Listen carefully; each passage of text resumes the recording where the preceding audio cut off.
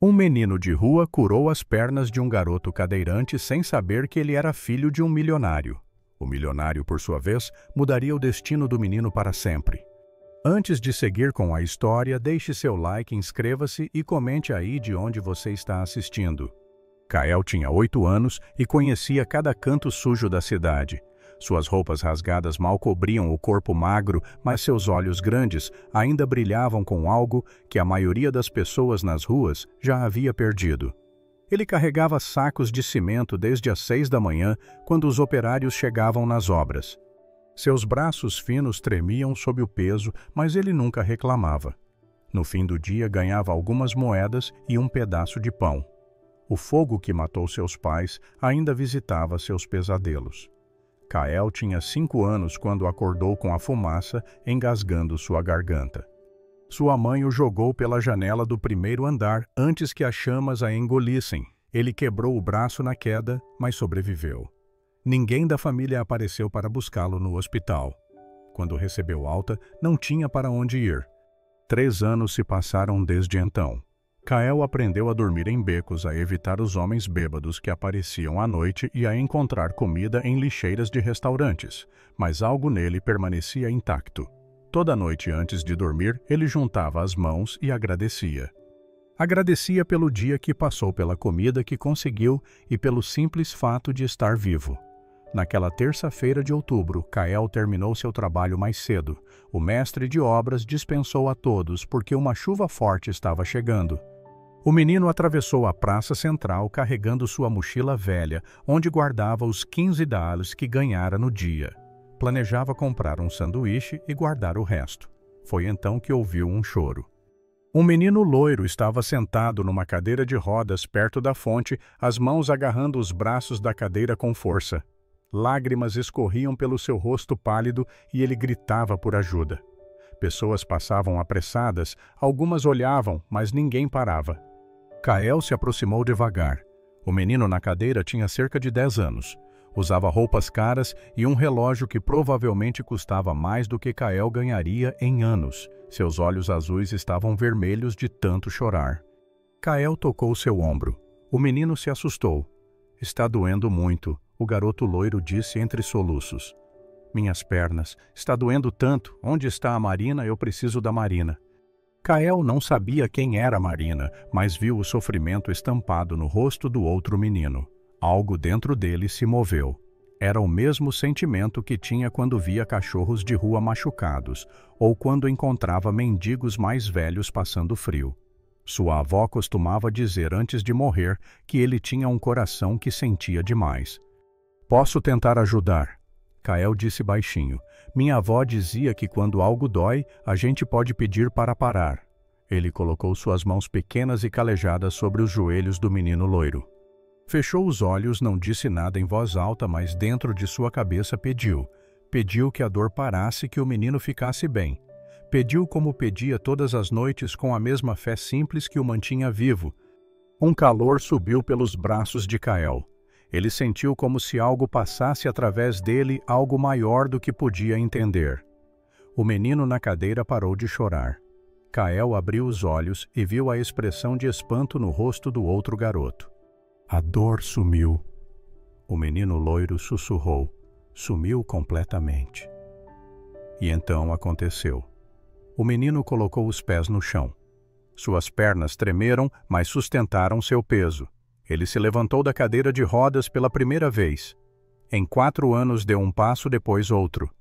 Seus olhos se encheram de lágrimas novamente, mas agora eram lágrimas diferentes. "Eu estou andando", ele gritou. "Eu estou andando de verdade."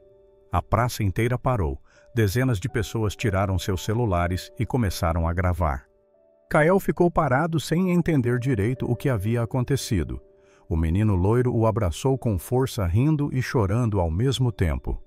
Uma mulher de uniforme surgiu correndo entre a multidão. Ela tinha uns 30 anos, cabelos castanhos presos num rabo de cavalo e seu rosto mostrava pânico absoluto. Era Marina. Kael presumiu. "Theo!" ela gritou. "Theo, meu Deus, o que aconteceu?" Ela viu o menino em pé e andando, e sua mão cobriu a boca. Seus olhos foram de Theo para Kael, para a cadeira de rodas vazia e para as dezenas de pessoas filmando tudo. Seu rosto ficou branco. Nós precisamos ir, ela disse agarrando Theo pelo braço. Agora, Theo. Seu pai não pode saber que eu deixei você sozinho. Mas o menino me curou. Theo protestou, tentando se virar para Kael. Ele colocou as mãos nas minhas pernas e eu melhorei. Marina, você não está vendo. Eu estou andando. Marina não estava ouvindo. Ela arrastou Theo para longe, deixando a cadeira de rodas abandonada na praça. O menino loiro tentou olhar para trás procurando Kael, mas a multidão já havia cercado o garoto. Você pode curar minha filha, uma mulher gritou, empurrando as outras pessoas. Ela tem câncer. Por favor, meu marido está no hospital. Outra voz surgiu. Você pode ajudá-lo. Você é um santo, é um anjo. Kael entrou em pânico. As pessoas o pressionavam de todos os lados, mãos tentando tocá-lo, vozes gritando pedidos. Ele era apenas uma criança e não entendia o que havia feito. Aproveitou um momento de distração e correu desaparecendo entre os becos que conhecia tão bem. Atrás dele, a praça continuou em alvoroço, com dezenas de vídeos já sendo compartilhados nas redes sociais. Victor Ashford estava em seu escritório no último andar do prédio quando Marina ligou. Ele atendeu sem tirar os olhos dos 3 monitores à sua frente, onde gráficos de ações se moviam em tempo real. Sr. Ashford, Marina disse, e algo em sua voz o fez parar. Aconteceu algo com o Theo. Victor sentiu seu coração acelerar. Em que hospital vocês estão? Ele perguntou, já se levantando e pegando as chaves do carro. Não é isso, senhor. Ele está bem. Na verdade, ele está melhor do que bem, Sr. Ashford. O Theo está andando. Silêncio. Victor ficou imóvel, o telefone pressionado contra a orelha. Repita isso, ele disse lentamente. Theo está, Marina repetiu, e agora sua voz tremia. Ele levantou da cadeira e está andando. Estamos voltando para casa agora. Eu sei que o senhor não vai acreditar, mas é verdade. Victor desligou o telefone. Suas mãos tremiam. Em 3 anos desde que Theo ficou paralítico após o acidente de carro que matou sua esposa, Victor tinha consultado os melhores neurologistas do mundo.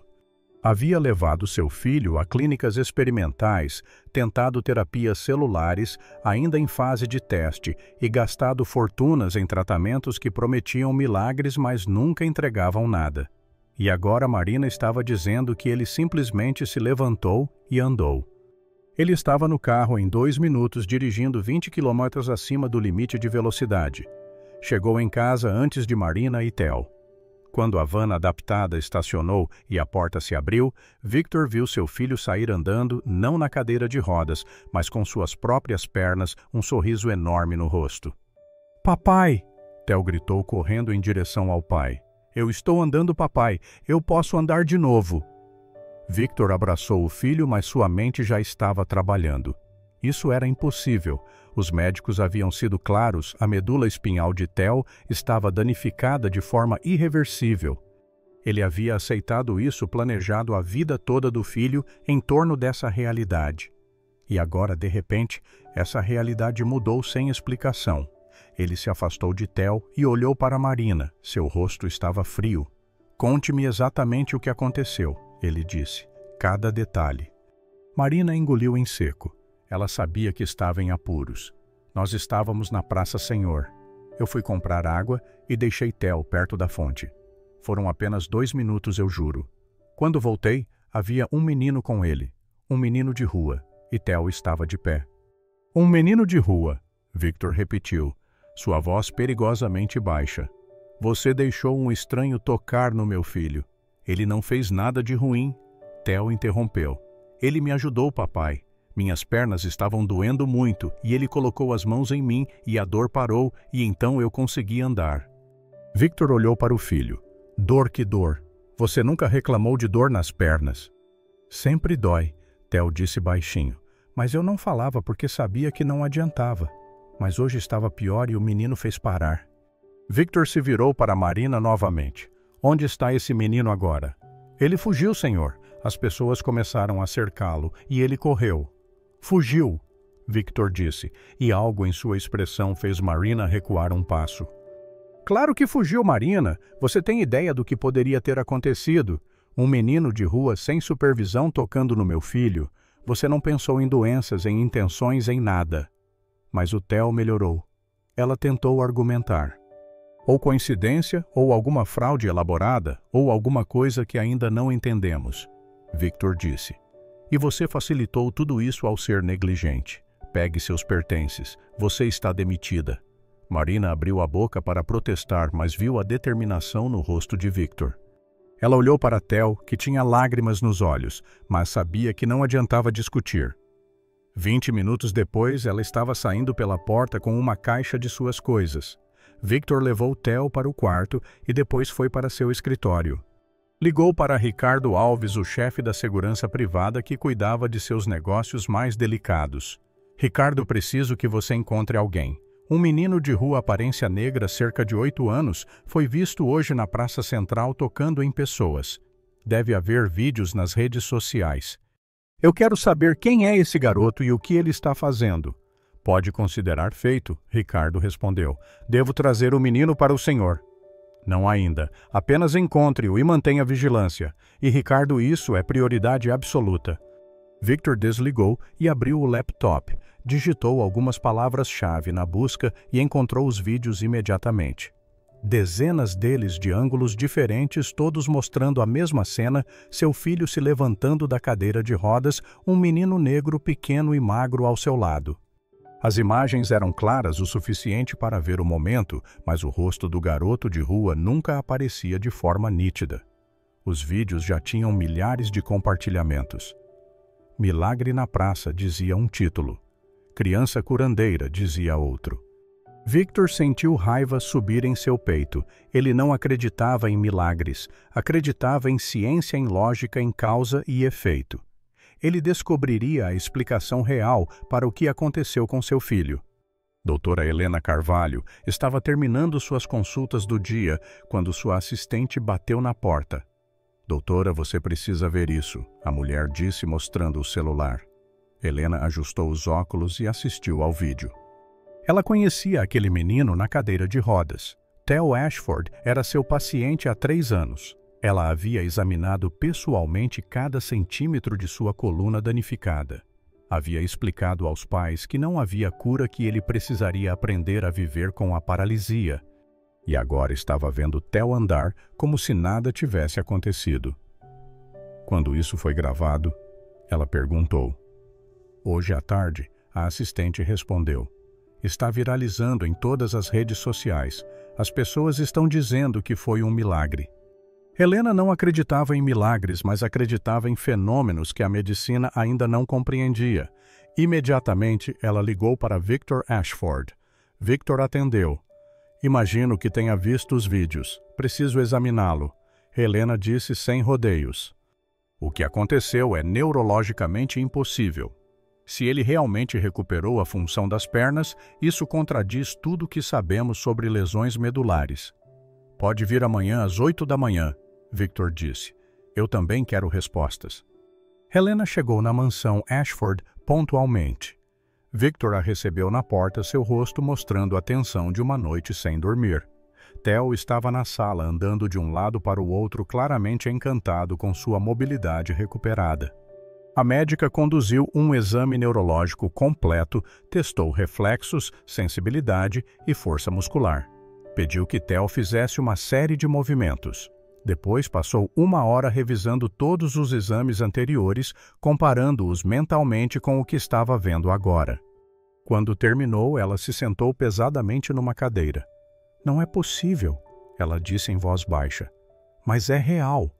Explique, Victor exigiu. A lesão na medula espinhal de Theo era severa e permanente. Os exames anteriores mostram isso claramente. Agora, essa lesão simplesmente não existe mais. É como se nunca tivesse acontecido. Não existe procedimento médico capaz de reverter esse tipo de dano com a medicina atual. Então, o que aconteceu? Eu não sei, Helena admitiu. E pela primeira vez em sua carreira de 20 anos, ela sentiu o chão fugir sob seus pés. Mas preciso encontrar o menino que fez isso. Victor estudou a médica.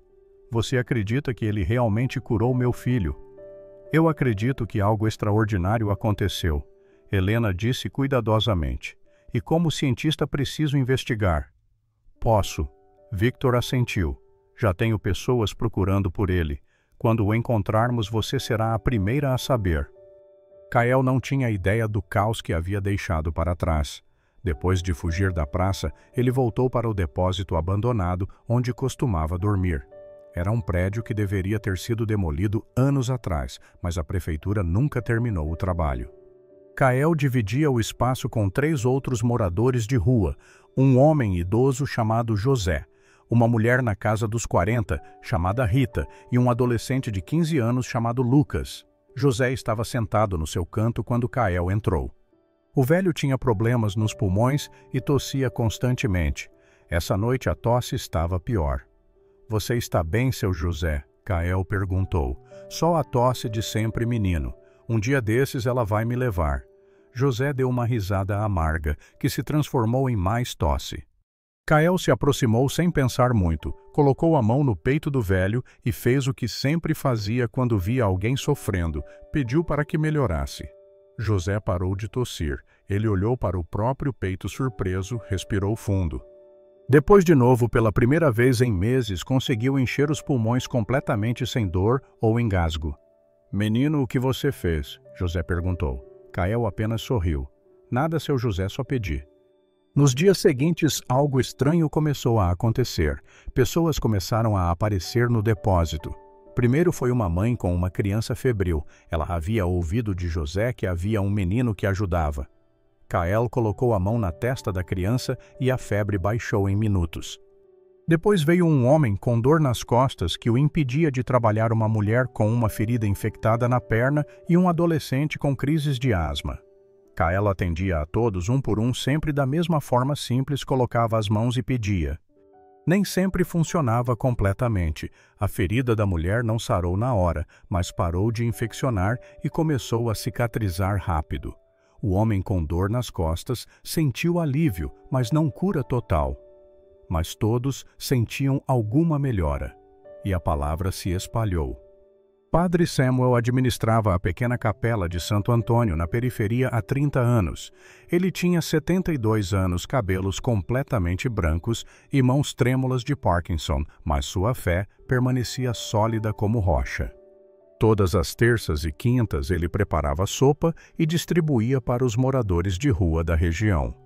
Foi numa dessas noites que José apareceu na fila. Padre Samuel o conhecia bem. O velho estava diferente, respirava melhor, tinha mais cor no rosto. Seu José, você está com uma aparência melhor, o padre comentou. É o menino padre, ele tem um dom. Colocou a mão no meu peito e minha tosse parou. Faz 4 dias e eu não preciso mais do remédio. Que menino? O padre perguntou. Um garoto de rua, 8 anos, talvez 9, mora no depósito abandonado comigo. As pessoas estão procurando ele, padre, dizem que ele cura. Padre Samuel ficou intrigado. Ele já havia visto muitos curandeiros falsos em seus anos de sacerdócio, mas algo na sinceridade de José o tocou. Você pode me levar até ele. No dia seguinte, o padre foi ao depósito e encontrou Kael sentado no chão, cercado por 5 pessoas que esperavam sua vez.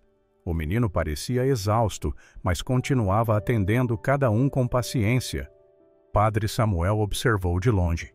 Viu Kael colocar as mãos num homem com tremores e viu os tremores diminuírem. Viu uma mulher com enxaqueca sair sorrindo, a dor aparentemente sumida. Não havia encenação, não havia pedidos de dinheiro, não havia teatralidade. Apenas um menino magro fazendo algo que parecia tão natural para ele quanto respirar. Quando todos foram embora, o padre se aproximou. Kael o olhou com aqueles olhos grandes e cansados. Olá, filho. Meu nome é Samuel. Sou padre da capela de Santo Antônio. Olá, padre. Kael disse educadamente. Precisa de ajuda. Na verdade, vim oferecer ajuda. Ouvi dizer que você tem dormido aqui. Não é seguro para uma criança. A capela tem um depósito nos fundos. Não é muito, mas tem um colchão e um cobertor. Você pode ficar lá se quiser. Kael estudou o rosto enrugado do padre. Viu a bondade ali. E de Deus? Ele perguntou. O Senhor não vai me fazer nada de ruim. Padre Samuel sentiu seu coração apertar. Sou um servo de Deus Filho, e ele me ensinou a proteger os pequenos. Você estará seguro comigo. Kael aceitou. Naquela noite ele dormiu num colchão de verdade pela primeira vez em 3 anos. E quando acordou, havia café e pão esperando por ele na cozinha da capela.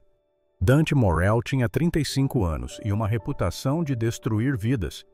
Como jornalista investigativo freelancer, ele se especializava em expor fraudes e escândalos, não por algum senso nobre de justiça, mas porque matérias polêmicas pagavam bem. Ele havia arruinado políticos, empresários e celebridades. Não sentia remorso. Via seu trabalho como necessário, independente dos danos colaterais. Quando Victor Ashford o contratou, Dante viu uma oportunidade de ouro. Um empresário bilionário querendo expor um curandeiro falso. Isso renderia uma matéria explosiva e um pagamento generoso. Quero que você investigue esse menino, Victor disse durante a reunião em seu escritório. Encontre a fraude. Descubra como ele está enganando as pessoas. Então destrua a reputação dele antes que isso se torne um problema maior. E se não houver fraude? Dante perguntou. Não porque acreditasse nisso, mas porque precisava cobrir todas as bases. Sempre há fraude, Victor respondeu friamente. É só questão de encontrar.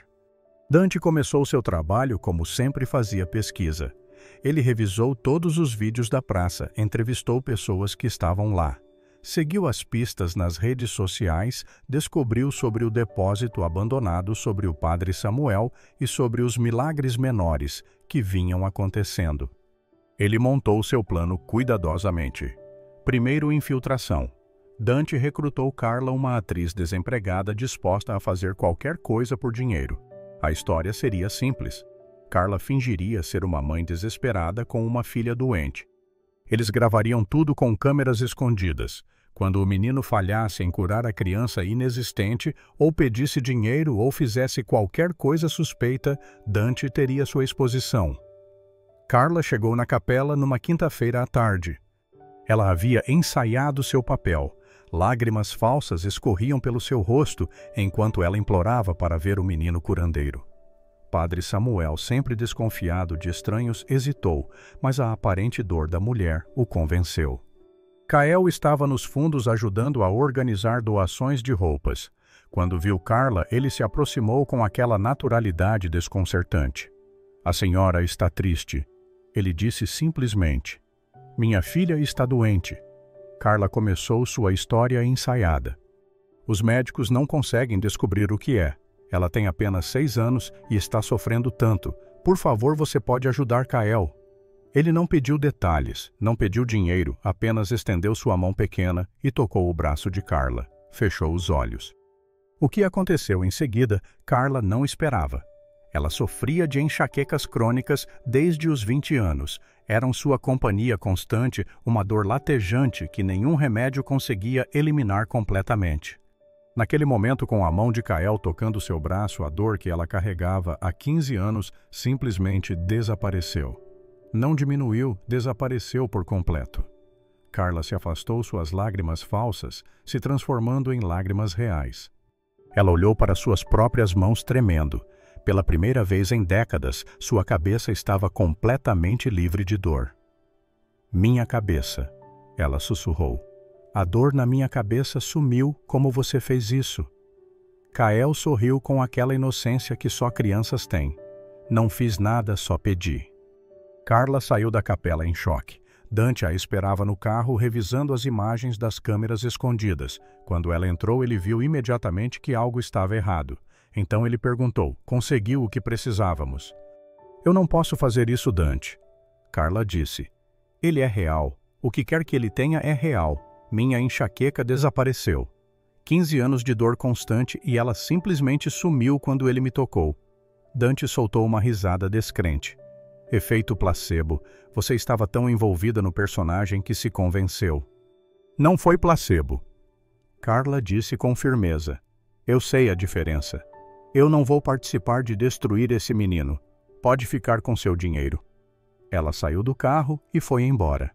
Dante ficou sentado confuso e irritado. Ele tinha investido tempo e dinheiro nessa operação e agora estava sem nada ou quase nada. Ele ainda tinha as gravações e talvez pudesse usá-las de outra forma. Theo não conseguia parar de pensar em Kael. Ele agora tinha uma fisioterapeuta nova, uma professora particular e uma rotina completamente nova focada em recuperação física. Seu pai estava obcecado em monitorar cada aspecto de sua melhora, como se esperasse que a qualquer momento as pernas parassem de funcionar novamente. Mas Theo não se importava com nada disso.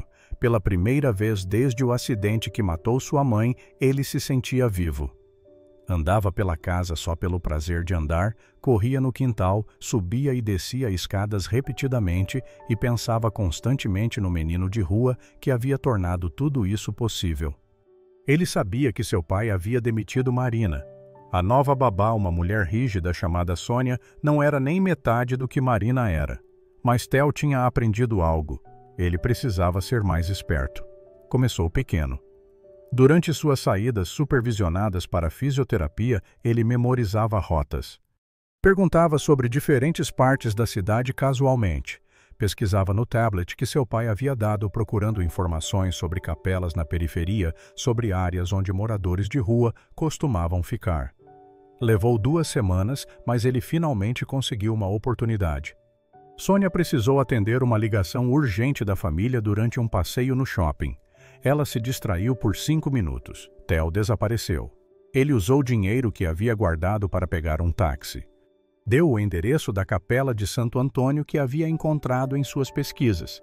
O motorista olhou para ele desconfiado, um menino loiro bem vestido, querendo ir para a periferia. Mas o dinheiro falou mais alto. A capela era pequena e desgastada. Theo entrou timidamente. Padre Samuel estava acendendo velas no altar quando viu o menino. Posso ajudá-lo, filho. Estou procurando Kael, Theo disse. O menino que mora aqui é ele. O padre estudou. Theo reconheceu o rosto dos vídeos. Você é o menino da cadeira de rodas. Eu era. Theo corrigiu. Kael me curou. Eu só queria agradecer. Padre Samuel hesitou. Ele havia se tornado protetor de Kaelo nas últimas semanas, mas viu apenas sinceridade no rosto de Theo. Ele está nos fundos ajudando a separar doações. Vou buscá-lo. Quando Kael apareceu e viu Theo, seu rosto se iluminou. Você está bem, ele disse claramente feliz. Está andando. Graças a você, Theo respondeu. E de repente estava chorando. Você não sabe o que fez por mim. Eu estava preso naquela cadeira há 4 anos. 4 anos sem correr, sem jogar bola, sem fazer nada que um menino normal faz. E você me deu tudo isso de volta. Kael parecia sem jeito com tanta emoção. Não fiz nada de especial, só pedi. Os 2 meninos conversaram por horas.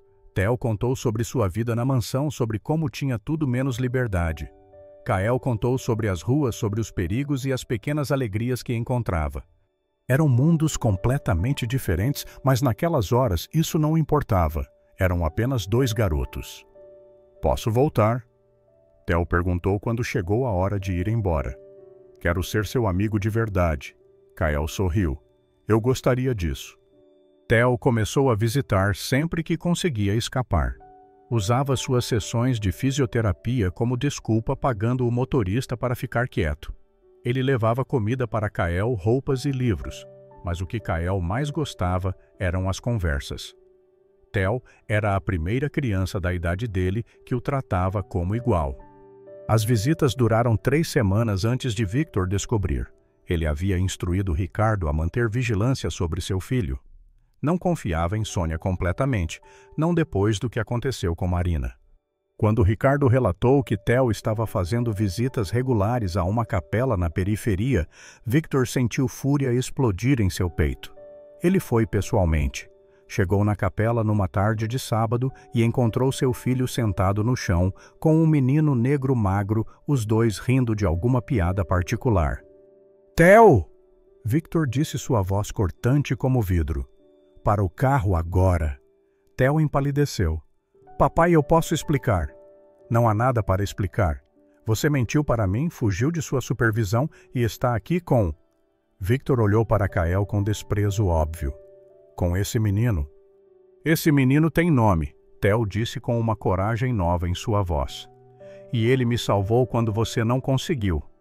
O silêncio que se seguiu foi pesado. Victor olhou para o filho como se não o reconhecesse. Então seu olhar se voltou para Kael, que havia se levantado e estava parado ali pequeno e vulnerável. O que você quer? Victor perguntou friamente. Dinheiro, fama, porque está manipulando meu filho. Kael piscou confuso. Não estou manipulando ninguém. O Theo é meu amigo. Amigo? Victor repetiu com sarcasmo. Um menino de rua e o filho de um bilionário. Que conveniente. Quanto você quer para ficar longe dele? Padre Samuel entrou na sala naquele momento. Ele havia ouvido tudo da cozinha. Senhor Ashford, o senhor está sendo injusto. Kael não pediu nada ao seu filho. Foi Theo quem veio procurá-lo. E quem é você? Victor se virou para o padre.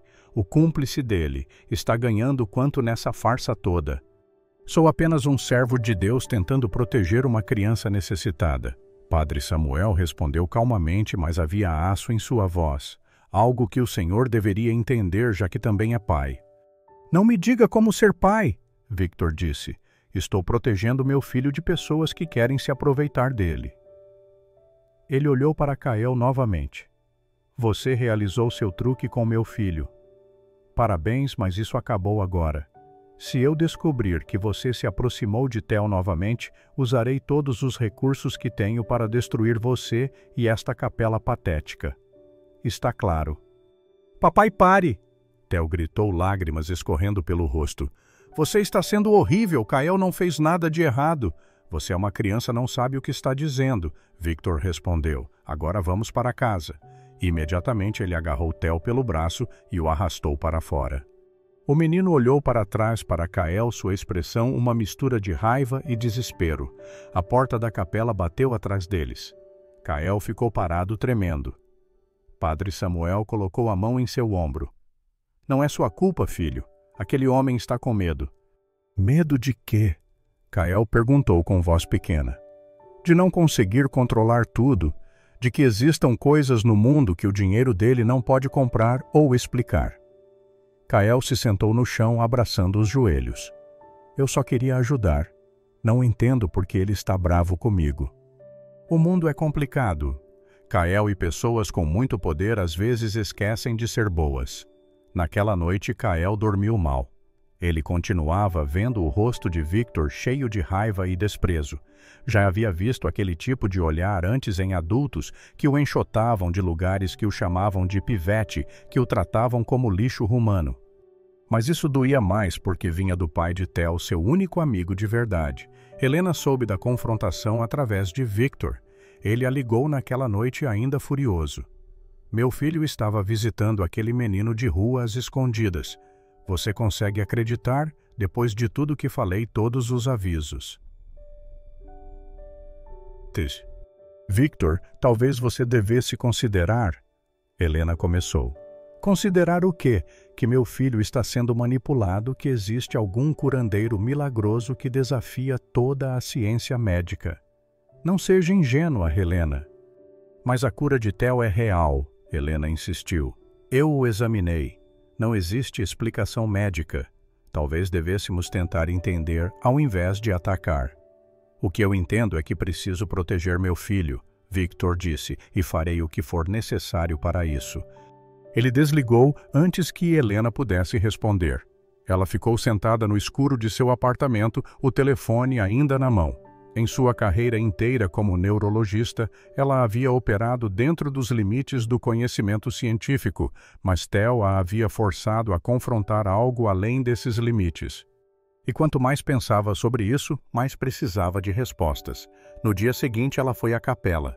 Padre Samuel a recebeu com cautela. Mais problemas? Ele perguntou. Pelo contrário, vim falar com Kael se ele estiver disposto.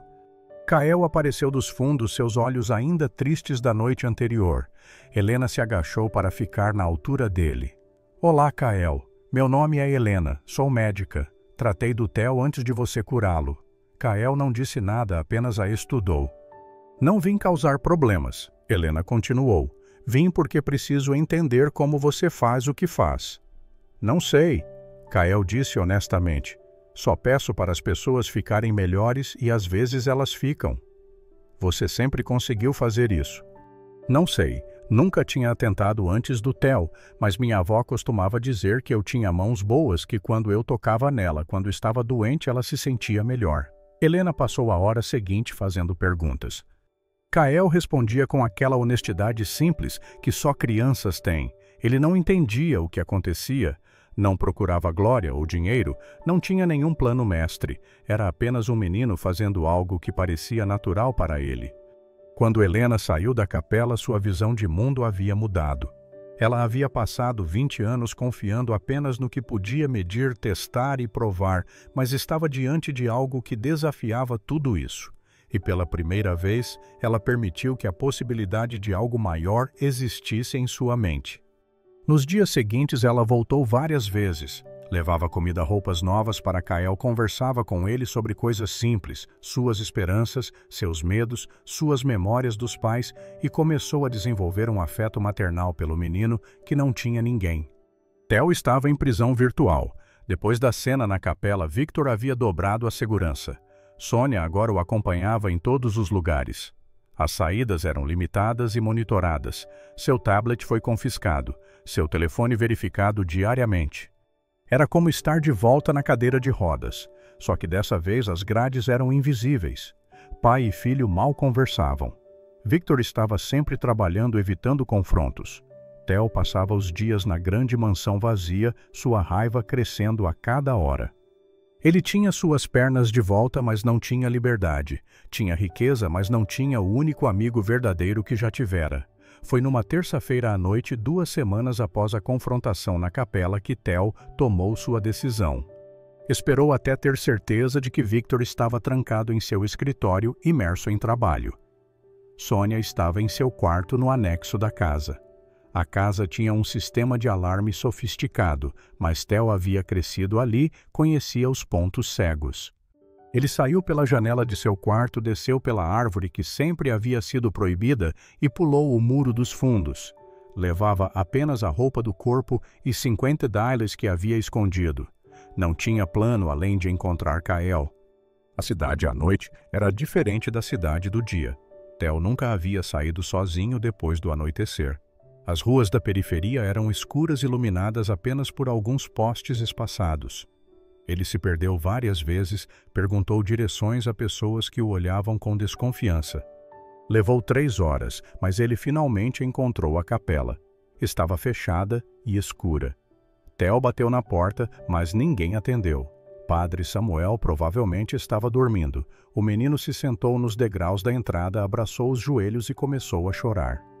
O frio da noite penetrava suas roupas finas. Seu estômago roncava de fome. Ele não havia jantado antes de fugir. Ruídos estranhos vinham das ruas ao redor. Theo percebeu pela primeira vez como era assustador não ter um lugar seguro para ir. Esta era a vida que Kael vivia todos os dias. Foi assim que Kael o encontrou 2 horas depois. O menino negro estava voltando de uma entrega que havia feito para o padre, levando sopa para alguns idosos doentes. Quando viu Theo encolhido nos degraus, seu rosto mostrou surpresa e preocupação. Theo, o que você está fazendo aqui? É perigoso à noite. Fugi de casa. Theo disse entre lágrimas. Meu pai me proibiu de ver você. Ele me vigia o tempo todo. Eu o odeio, Kael. Odeio tudo aquilo. Kael se sentou ao lado do amigo. Não deveria ter fugido. Seu pai vai ficar preocupado. Não vai, não. Ele só se preocupa com controlar tudo, com manter sua vida perfeita, onde nada sai dos planos dele. Mesmo assim, Kael disse gentilmente, você tem uma casa, tem comida, tem segurança. Essas coisas são importantes. Mas não tenho liberdade, Theo protestou. Não tenho amigos de verdade, só tenho paredes e regras e solidão. Kael ficou quieto por um momento. Então apontou para a rua escura. Vê aquilo ali? É liberdade. Posso ir onde quiser, quando quiser. Ninguém me diz o que fazer, mas também significa passar frio, passar fome, passar medo. Liberdade sem segurança não é tão boa quanto parece. Theo olhou para o amigo. Mesmo assim, eu prefiro estar aqui com você do que lá sozinho. Os 2 meninos passaram a noite abraçados nos degraus da capela, se protegendo do frio. Quando o padre Samuel saiu para a missa da manhã, encontrou-os dormindo assim dois garotos de mundos diferentes unidos pela amizade. Victor descobriu que Theo havia fugido às 6 da manhã quando Sônia foi acordá-lo e encontrou o quarto vazio. Ele entrou em pânico absoluto. Sua primeira reação foi ligar para a polícia, mas Ricardo o convenceu a esperar. Eles poderiam encontrar o menino discretamente, sem envolver autoridades que fariam perguntas desconfortáveis sobre segurança e supervisão parental. Ricardo mobilizou sua equipe inteira. 10 homens começaram a vasculhar a cidade. Câmeras de segurança foram checadas, contatos foram acionados. Mas uma cidade grande pode engolir uma pessoa facilmente, especialmente uma criança que não quer ser encontrada. Victor estava destruído. Sentado em seu escritório, rodeado por todo o seu dinheiro e poder, percebeu que nada disso importava se não pudesse proteger seu filho. Pela primeira vez desde a morte de sua esposa, ele chorou. Foi Helena quem teve a ideia. Ela ligou para Victor por volta das 10 da manhã. Verifiquei a capela, ela disse. Onde mais ele iria? Aquele maldito lugar, Victor murmurou. Tudo volta para aquele maldito lugar. Vou até lá, Helena disse. Se ele estiver lá, ligo para você. Victor não podia esperar. Ele próprio foi para o carro instruindo Ricardo a segui-lo com a equipe. Se seu filho estava na capela, ele o tiraria de lá e, desta vez, tomaria medidas permanentes contra aquele menino de rua que havia causado todo esse caos. Eles chegaram na capela ao mesmo tempo que Helena. O sol estava alto agora e Padre Samuel estava dando café da manhã para os 2 meninos na cozinha. Theo comia com vontade. Ele nunca havia percebido como comida simples podia ser boa quando você estava realmente com fome. A porta da capela se abriu com força. Victor entrou como um furacão, seus olhos procurando freneticamente. Quando viu Theo sentado à mesa, são e salvo, seu alívio durou apenas 1 segundo antes que a raiva voltasse. Theo Ashford, você tem ideia do que fez, do susto que me deu. Theo se levantou, sua mandíbula travada em desafio. Eu queria que você sentisse como é não ter controle sobre tudo. Victor avançou, mas Helena o segurou pelo braço. Victor, acalme-se, ele está bem. É isso que importa. Está bem. Passou a noite nas ruas em perigo e está bem. Victor olhou para Kael com ódio. Você fez isso, colocou essas ideias na cabeça dele. Eu não fiz nada, Kael disse, sua voz tremendo mais firme. Theo veio sozinho. Mentira, Victor cuspiu. Você manipulou meu filho desde o início. Não sei que tipo de golpe está tentando aplicar, mas acabou. Ele olhou para Ricardo, que estava na porta com sua equipe. Quero esse menino investigado. Quero saber cada detalhe de sua vida e quero provas de que ele está operando algum tipo de fraude. Não é fraude, Helena interveio. Victor, você está deixando seu orgulho cegar você para a verdade. A verdade. Victor se virou para ela. A verdade é que não existem milagres, Helena. Você de todas as pessoas deveria saber disso. Existe explicação para tudo e vou encontrar a explicação para isso. Padre Samuel finalmente falou. Senhor Ashford, o senhor está com medo. Entendo isso, mas está direcionando seu medo para o alvo errado. Kael não é seu inimigo. Não me diga quem é meu inimigo, Victor respondeu. Quanto ao senhor padre, abrigar um menor sem documentação adequada é ilegal. Posso fazer com que esta capela seja fechada. Faça o que quiser, Padre Samuel disse calmamente. Mas não vai mudar o fato de que seu filho está infeliz e que a única vez que o vi sorrir de verdade foi ao lado de Kael. Victor olhou para Theo. É verdade. Você prefere este lugar, esta pobreza, à sua própria casa. Prefiro um amigo verdadeiro a uma prisão dourada, Theo disse. As palavras atingiram Victor como um soco. Ele olhou ao redor para o padre idoso, para a médica que o julgava com os olhos, para o menino de rua que havia virado sua vida de cabeça para baixo, para seu próprio filho que o encarava com uma mistura de raiva e dor. E pela primeira vez, Victor se perguntou se talvez, apenas talvez, ele estivesse errado. Mas seu orgulho era forte demais. Theo, vamos para casa agora. Não vou, Theo disse, enquanto você tratar Kael assim. Você é uma criança, não tem escolha. Victor o pegou pelo braço.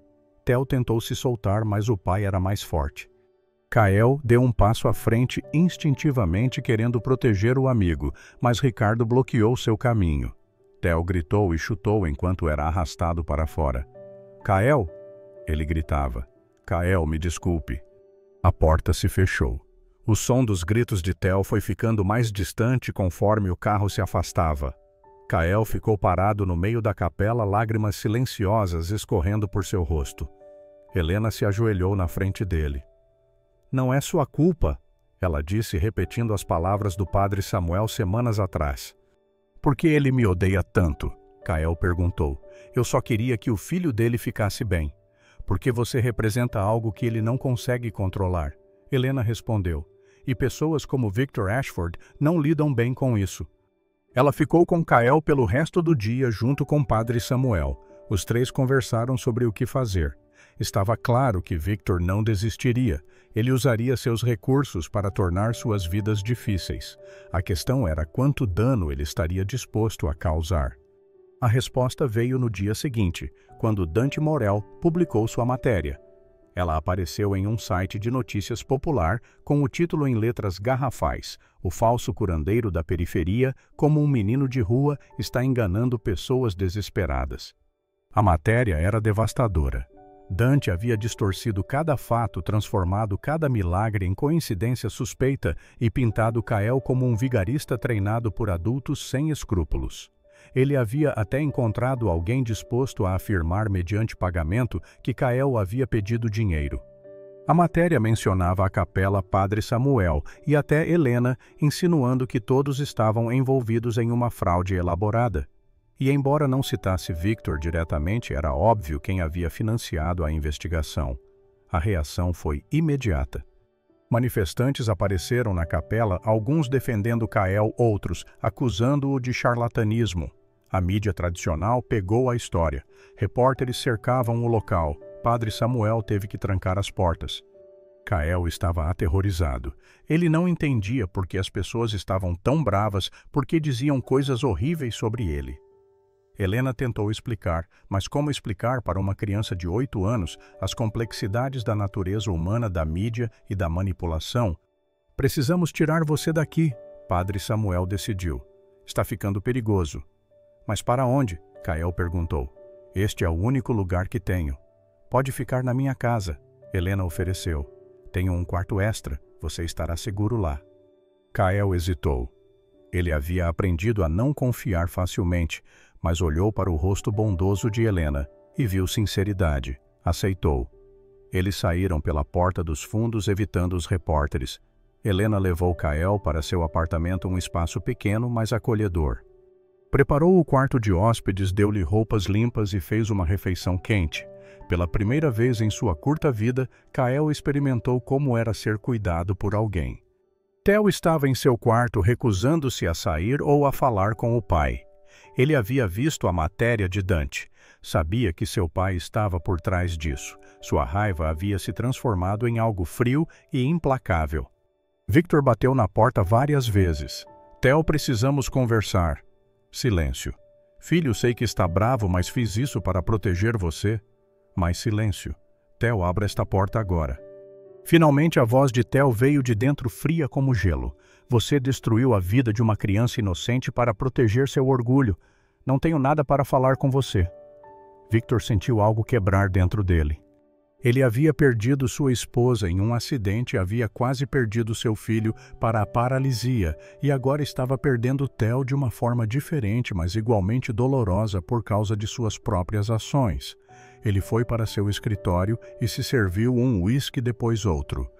Pela primeira vez em anos, Victor Ashford permitiu que dúvidas entrassem em sua mente. E se ele estivesse errado? E se aquele menino fosse genuíno? E se em sua necessidade de controlar e explicar tudo, ele houvesse se tornado o vilão da história? Mas admitir erro não era algo que Victor fazia facilmente. Em vez disso, ele ligou para Ricardo. Quero vigilância sobre o menino 24 horas. Onde quer que ele esteja, quero saber e quero mais investigações. Tem que haver algo, alguma coisa que prove que é tudo fraude. Senhor Ashford, Ricardo disse cuidadosamente. Estive observando este caso de perto e, com todo respeito, não estou encontrando nada que indique fraude. As pessoas que este menino ajudou são genuínas. Suas melhoras são reais. Talvez seja a hora de considerar que nem tudo tem uma explicação lógica. Você também, Victor disse amargamente. Todos ao meu redor ficaram loucos. Desligou antes que Ricardo pudesse responder. A Guerra Fria entre pai e filho durou uma semana. A mansão Ashford, antes apenas silenciosa, agora estava gelada. Os funcionários andavam nas pontas dos pés. Theo saía de seu quarto apenas para comer, sempre evitando o pai. Victor se enterrou em trabalho, mas pela primeira vez em sua carreira não conseguia se concentrar. Foi Dante quem, ironicamente, começou a mudar as coisas. Depois de publicar sua matéria, ele deveria ter ficado satisfeito. Havia cumprido o trabalho pelo qual Victor o pagara, mas algo o incomodava. Carla, a atriz que ele havia recrutado, não parava de ligar. Ela queria contar sua história real sobre como foi curada. Dante a ignorou no início, mas ela era persistente. Finalmente ele concordou em encontrá-la. Carla trouxe laudos médicos, anos de prescrições para enxaqueca, testemunhos de médicos e contou novamente como pela primeira vez em décadas estava livre da dor. Eu sei o que você escreveu, ela disse. Mas está errado, Dante. Aquele menino é real e você sabe disso. Dante passou os dias seguintes em conflito interno. Ele havia construído sua carreira expondo fraudes. Mas e se desta vez ele houvesse criado a fraude ao expor algo verdadeiro, começou a investigar novamente, mas desta vez procurando pela verdade, ao invés de confirmar uma narrativa pré-estabelecida. Conversou com José o Velho, que vivia no depósito com Rita e Lucas, e com dezenas de pessoas que Kael havia ajudado. Todos contavam histórias similares, melhoras inexplicáveis, um menino gentil que nunca pediu nada em troca. Nenhum sinal de manipulação ou engano. Dante chegou ao apartamento de Helena numa quinta-feira à noite. Ela o recebeu na porta com desconfiança. Não tenho nada para falar com você, ela disse. Já causou dano suficiente. Eu sei, Dante disse. E vim me desculpar. Posso entrar. Helena hesitou, mas deixou-o passar. Kael estava na sala desenhando. Quando viu Dante, encolheu-se. Não vou machucá-lo, Dante disse rapidamente. Na verdade, vim pedir desculpas. Escrevi coisas terríveis sobre você, coisas que não eram verdade e preciso corrigir isso. Ele se ajoelhou na frente de Kael. Sei que não vai perdoar de imediato, mas vou escrever a verdade agora, a verdade real. Kael o estudou com aqueles olhos grandes e velhos demais para a sua idade. Por quê? Ele perguntou simplesmente. Por que escreveu mentiras sobre mim? Porque alguém me pagou para fazer isso e porque sou covarde, mas não quero mais ser essa pessoa. Dante passou as próximas semanas investigando de verdade, conversou com médicos que haviam tratado pessoas ajudadas por Kael. Coletou testemunhos verificáveis, documentou casos onde melhoras inexplicáveis ocorreram após o toque do menino e finalmente escreveu uma segunda matéria. Esta teve o título Eu Estava Errado, a verdade sobre a criança curandeira. Nela, Dante admitiu ter sido contratado para difamar Kael. Não mencionou Victor por nome, mas as pistas eram claras. Apresentou evidências de curas genuínas e concluiu admitindo que, como jornalista cético, havia encontrado algo que desafiava a explicação, mas era inegavelmente real. A segunda matéria não viralizou tanto quanto a primeira. Boas notícias raramente viralizam, mas teve impacto. As manifestações na capela cessaram. Algumas pessoas começaram a pedir desculpas e Victor Ashford, lendo a matéria em seu escritório às 3 da manhã, sentiu as últimas defesas de seu orgulho começarem a ruir. Ele a releu, viu os laudos médicos e pela primeira vez permitiu que a verdade realmente entrasse. Aquele menino de rua havia curado seu filho. Não havia truque. Não havia explicação científica, não havia fraude, apenas algo que ele, com todo o seu dinheiro e poder, não podia controlar ou entender. Victor chorou aquela noite. Chorou pelo tempo perdido com Theo.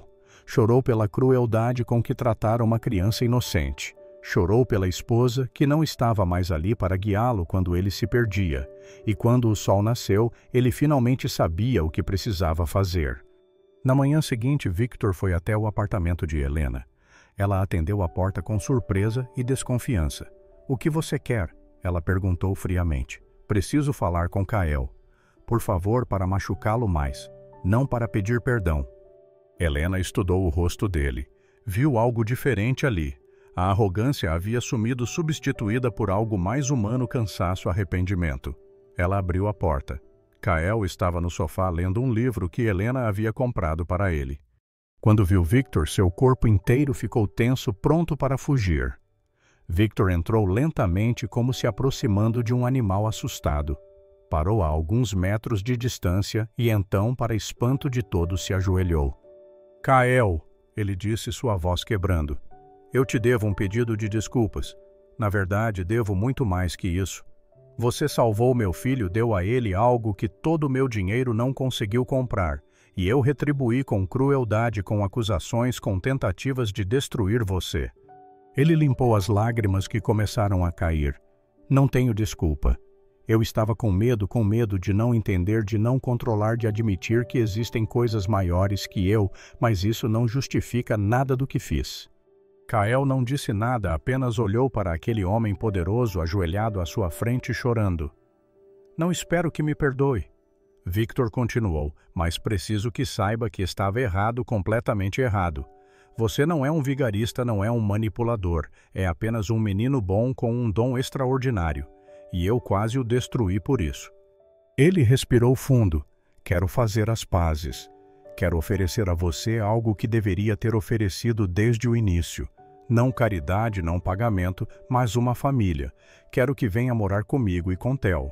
Quero adotá-lo se você aceitar.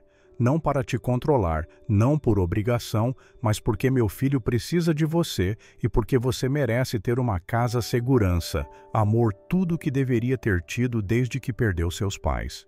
O silêncio na sala era absoluto. Helena tinha lágrimas nos olhos. Kael estava imóvel, processando as palavras. Finalmente, com voz pequena, Kael perguntou. O Theo quer isso. Quer mais que qualquer coisa. Victor respondeu. Ele mal fala comigo desde que publiquei aquela matéria contra você, mas fala de você todos os dias. E o Senhor não vai mais me odiar. Eu nunca o odiei, Kael. Tinha medo de você, do que você representa, mas não mais. Quero aprender, quero tentar ser melhor. Kael olhou para Helena. O que a senhora acha? Helena se ajoelhou ao lado dele. Acho que você merece uma família. Kael. Merece ter um irmão que te ama, mas só se é isso que você quer. A escolha é sua. Kael pensou por um longo momento. Pensou em Theo, no único amigo verdadeiro que já tivera. Pensou na possibilidade de nunca mais passar fome, nunca mais dormir com frio, nunca mais ter medo. Mas também pensou em todas as pessoas nas ruas que ainda precisavam de ajuda. As pessoas que ele não poderia mais alcançar se vivesse atrás de muros. Posso continuar ajudando as pessoas? Ele perguntou a Victor. As pessoas que precisam, pode. Victor prometeu. Não vou te prender, não vou te controlar, apenas vou te proteger e te amar como um filho merece. Então sim, Kael disse. Quero ir. Victor não conseguiu se conter. Abraçou Kael, puxando o menino para si.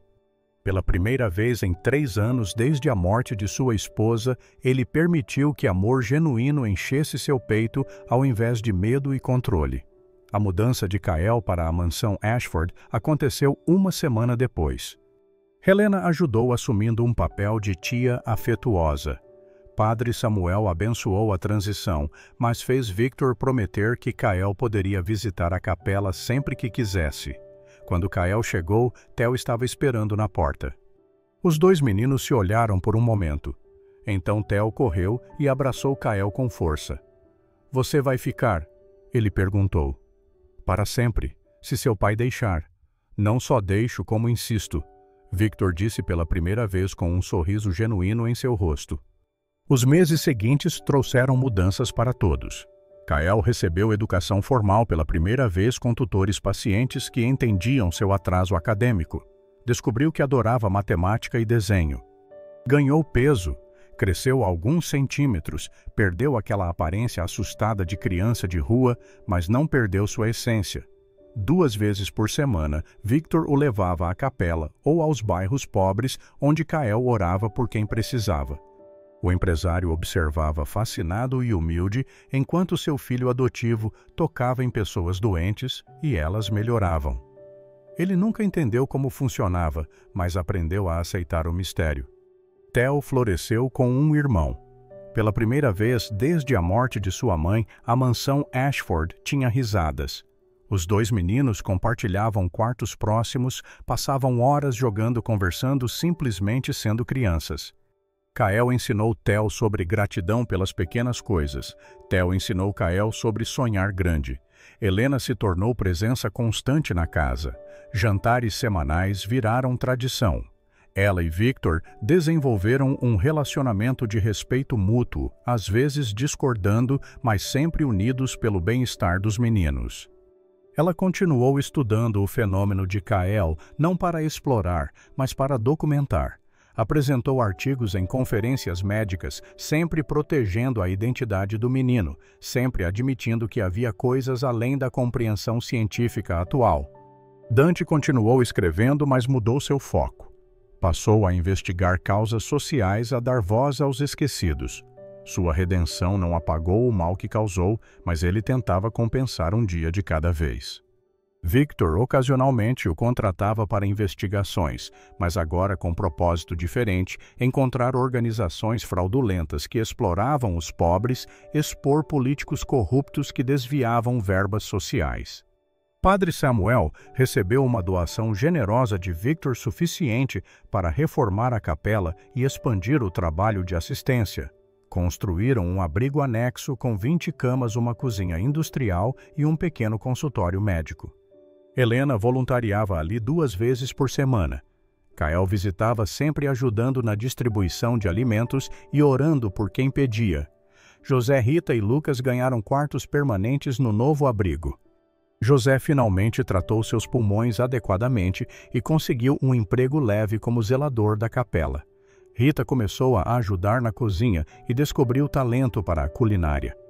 Lucas voltou para a escola com bolsa paga por Victor, determinado a terminar os estudos. Sônia foi dispensada com generosa indenização. Marina recebeu ligação de Victor 3 meses após sua demissão. Ele pediu desculpas formalmente e ofereceu seu emprego de volta com um aumento salarial. Ela aceitou feliz por reencontrar Theo e conhecer Kael. Os 3 desenvolveram relação calorosa com Marina, sendo a figura materna que faltava aos meninos. Ricardo, o chefe de segurança, reduziu suas atividades mais questionáveis depois de testemunhar a transformação de Victor. Começou a selecionar clientes baseado em ética ao invés de apenas pagamento. Ofereceu proteção gratuita para a capela e para outros projetos sociais na região. Carla, a atriz que teve suas enxaquecas curadas, usou sua experiência como catalisador. Voltou para os palcos em pequenas produções teatrais, agradecida por, finalmente, poder trabalhar sem dor constante. Eventualmente escreveu e encenou uma peça sobre segundas chances e redenção inspirada vagamente em sua experiência. 6 meses após a adoção, a vida na mansão Ashford havia encontrado novo equilíbrio.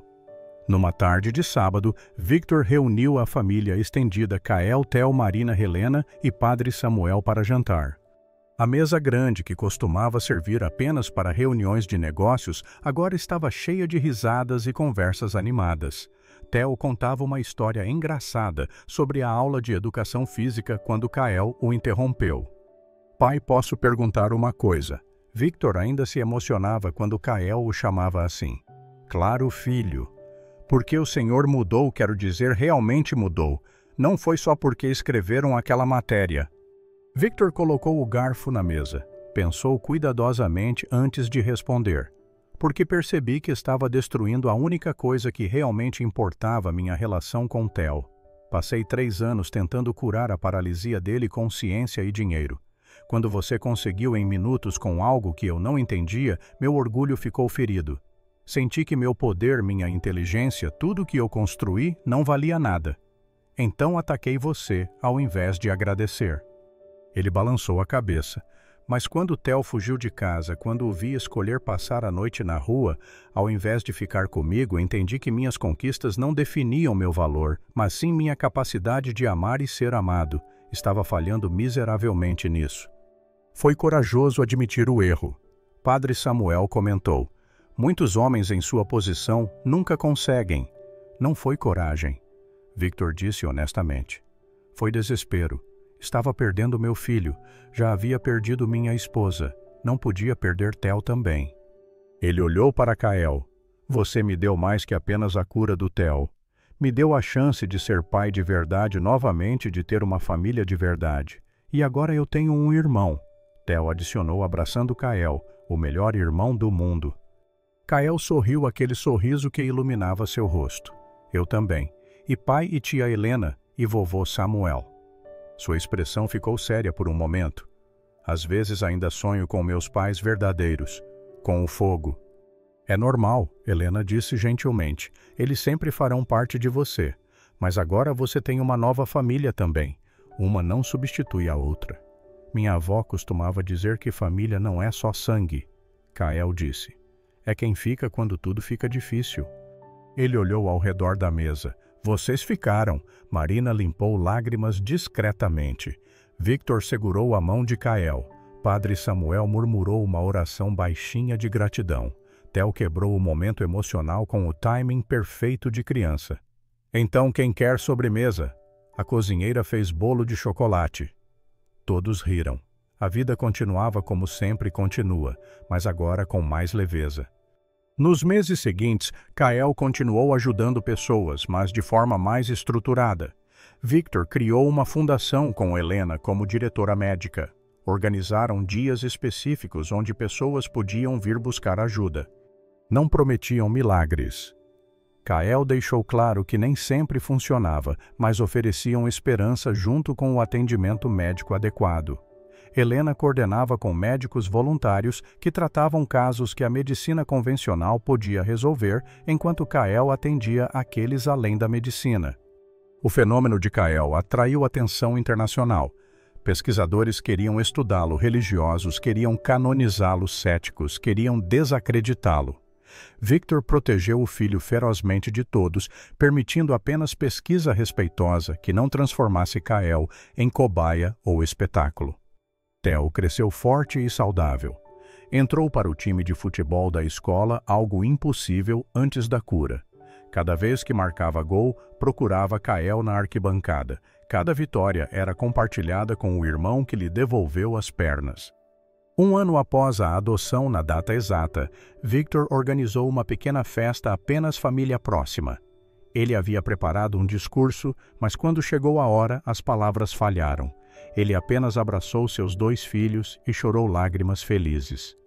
Kael, vestindo roupas bonitas que ainda o deixavam desconfortável, às vezes olhou ao redor da sala. Via Theo, seu irmão e melhor amigo. Via Victor, o homem que passou de inimigo a pai amoroso. Via Helena, que o ensinou que ciência e fé podiam coexistir. Via Padre Samuel, que lhe deu o primeiro abrigo quando mais precisou. Via Marina, que cuidava dele com ternura maternal. Via até Dante convidado, apesar do passado problemático, porque todos mereciam uma segunda chance. 1 ano atrás eu dormia em um depósito abandonado. Kael disse quando pediram que falasse algo. Tinha fome na maioria dos dias, tinha frio na maioria das noites, tinha medo o tempo todo. Ele sorriu. Hoje tenho casa, tenho comida, sempre que quero tenho cama quente, mas mais importante, tenho família, tenho amor. Ele olhou para Victor. Meu pai sempre pergunta se estou feliz aqui, se não sinto falta da liberdade das ruas. Ele balançou a cabeça. Liberdade sem amor é solidão. Aqui tem os 2. Não houve olhos secos na sala. A vida estabeleceu um ritmo. Manhãs eram para a escola. Ambos os meninos estudavam com tutores. Tardes eram para brincadeiras, esportes, simplesmente ser criança. 2 vezes por semana, trabalho voluntário na fundação ou na capela. Domingos eram sagrados para a família todos juntos. Kael nunca perdeu sua fé simples. Continuava agradecendo antes de cada refeição, antes de dormir. Mas agora, Theo frequentemente se juntava a ele.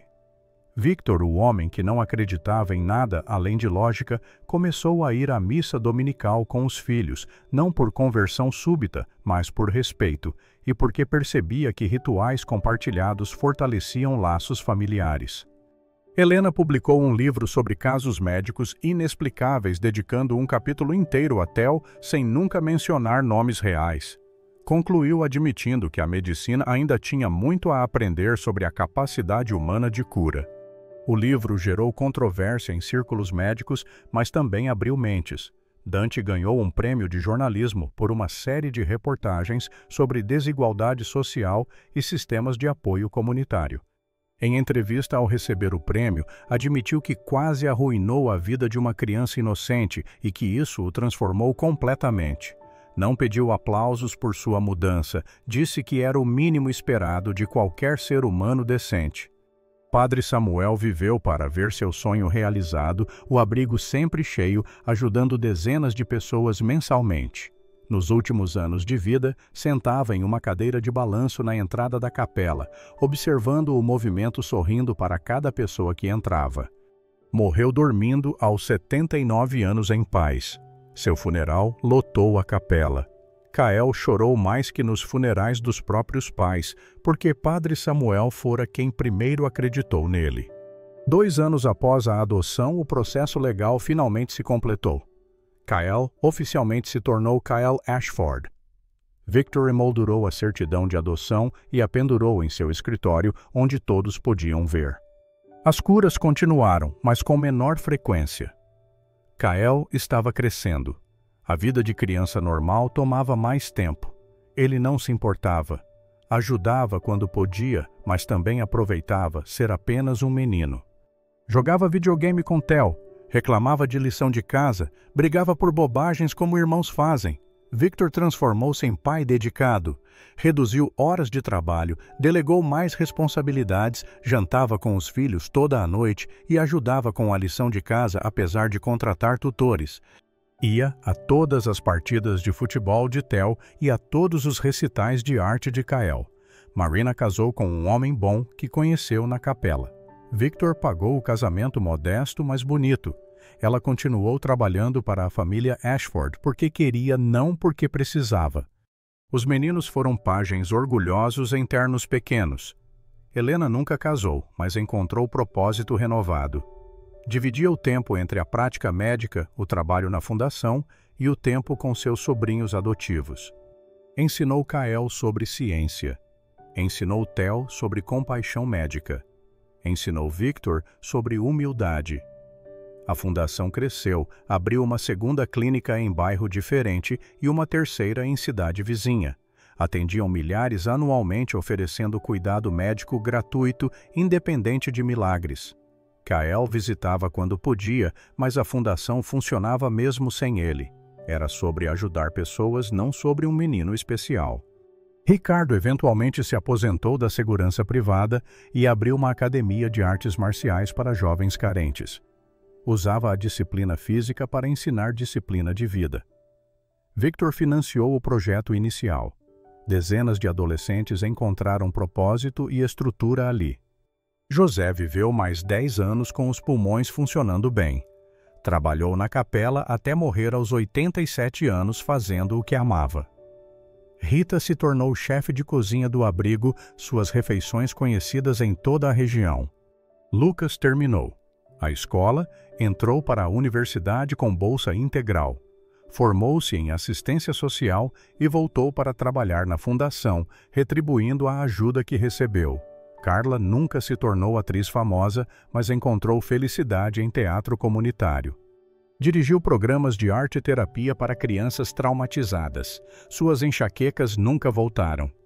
Quando Kael completou 12 anos, Victor organizou uma festa maior. Amigos da escola família e pessoas da comunidade que Kael ajudara ao longo dos anos estavam presentes. Theo, agora com 14, fez um discurso emocionado sobre o irmão que o salvou em todos os sentidos. Kael estava diferente do menino magro e assustado de 4 anos atrás. Tinha a altura normal, peso saudável e a confiança que vinha de ser amado, mas sua essência permanecia. A mesma bondade, a mesma fé simples, a mesma vontade de ajudar. Durante a festa, um homem idoso se aproximou de Victor. Era um paciente que Kael ajudara anos atrás com artrite severa que limitava movimentos.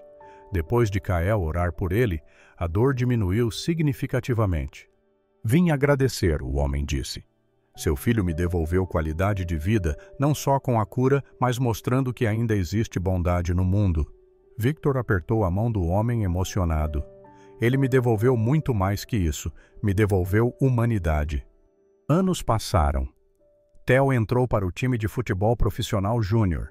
Kael descobriu talento para a arte e começou a vender pinturas, doando todo o lucro para a capela e a fundação. Victor expandiu negócios, mas manteve o compromisso de estar presente para os filhos.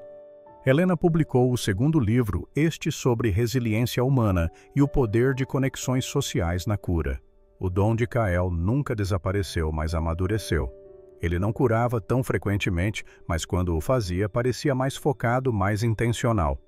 Aprendeu a aceitar que não podia salvar todos, que às vezes pessoas morriam, apesar de orações que mistérios permaneceriam mistérios. Numa noite 5 anos após a adoção, Kael encontrou Victor em seu escritório. O homem estava olhando fotos antigas dele e da esposa de Theo bebê, de tempos mais simples. Está com saudade dela? Kael perguntou, sentando ao lado do pai. Sempre, Victor admitiu. Ela seria tão orgulhosa de quem Theo se tornou e o amaria como filho próprio.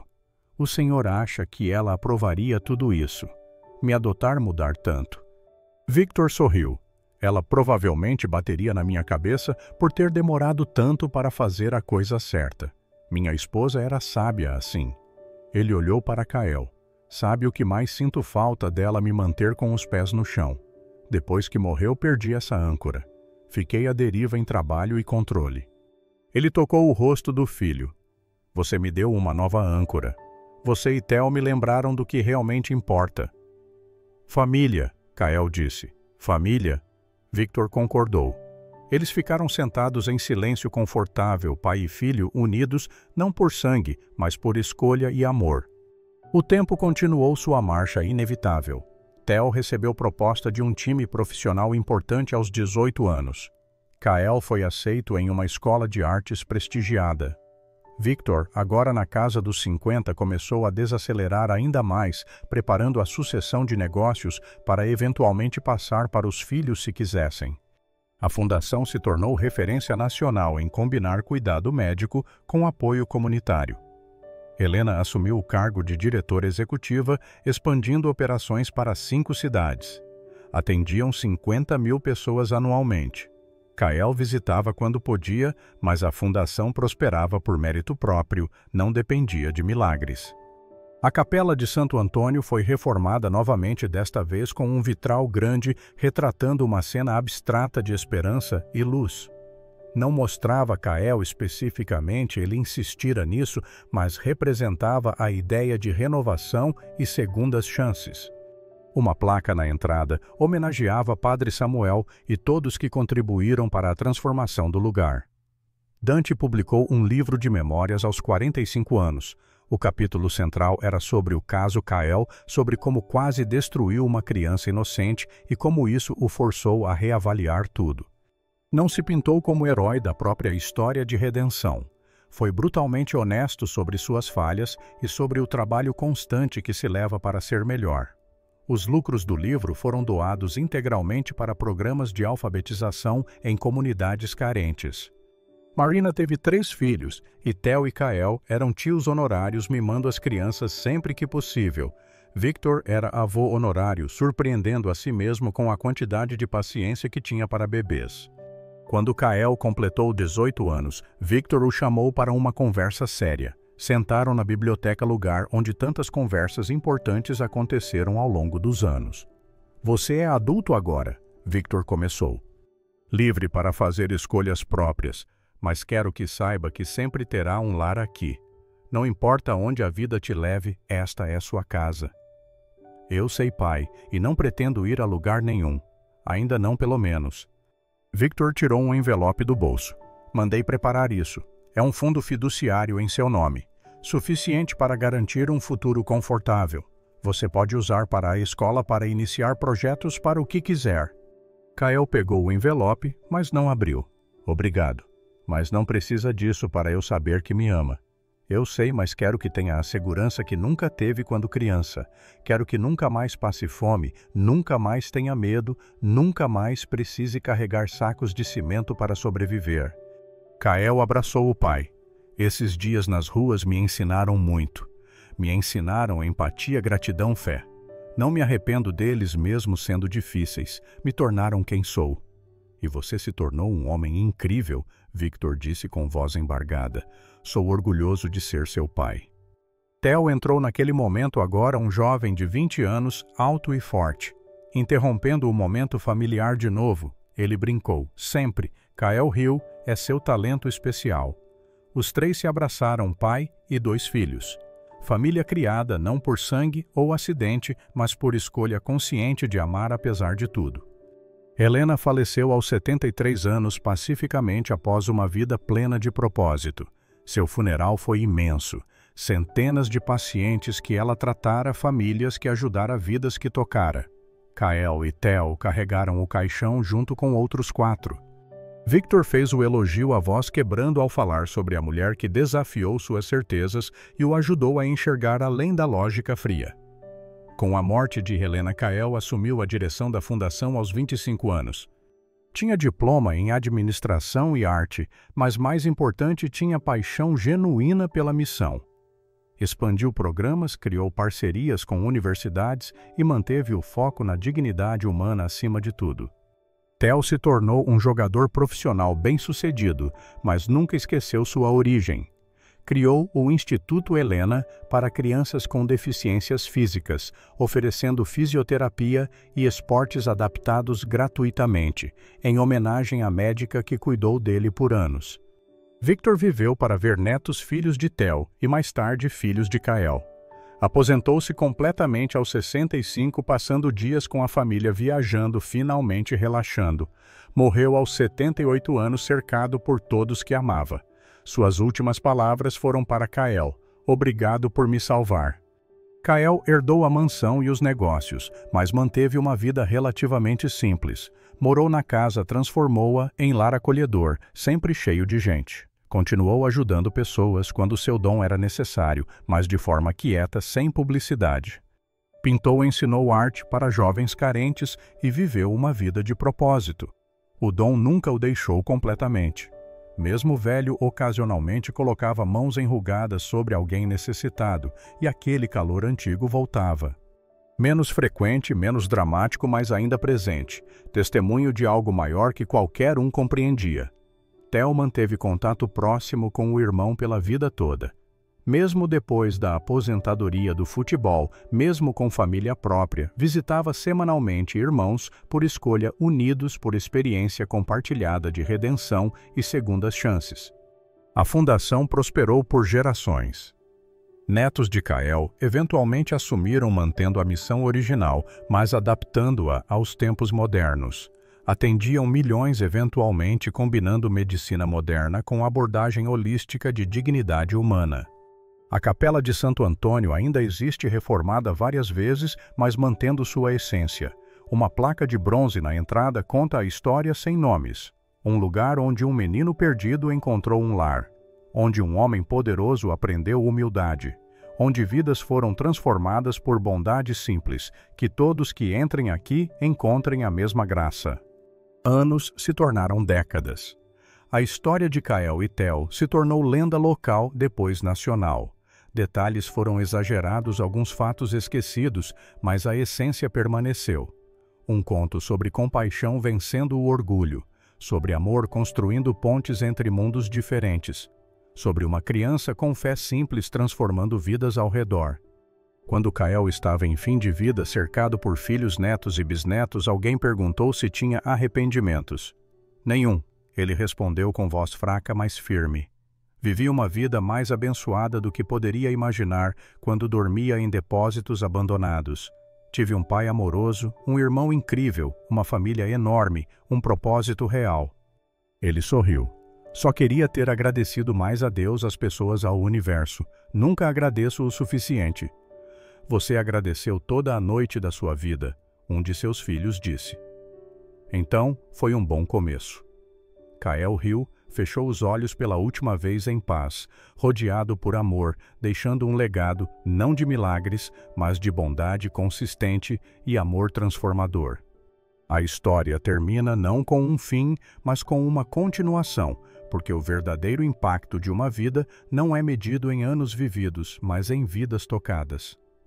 E Kael tocou milhares direta ou indiretamente. Victor aprendeu humildade.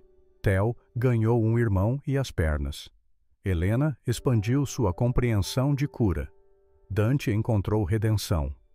Marina Ricardo, Padre Samuel, José Rita, Lucas, Carla e incontáveis anônimos, todos transformados por sua interação com o menino que simplesmente queria ajudar.